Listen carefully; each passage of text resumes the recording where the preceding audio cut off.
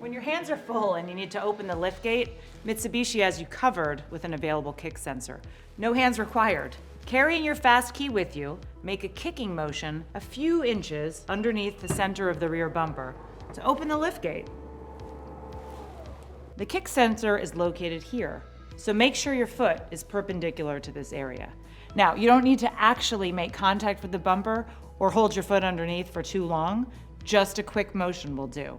To close the liftgate, same thing, a kicking motion under the center of the rear bumper.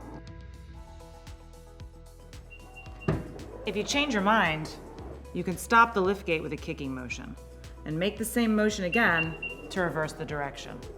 Now be aware that the kick sensor may not work sometimes, specifically when you're wearing thick rubber boots or if you're near strong radio waves. Also, since the liftgate doesn't open automatically unless you're carrying the fast key, you may want to leave your key inside while placing a cover over your vehicle or when washing it by hand to avoid unintentionally opening the liftgate.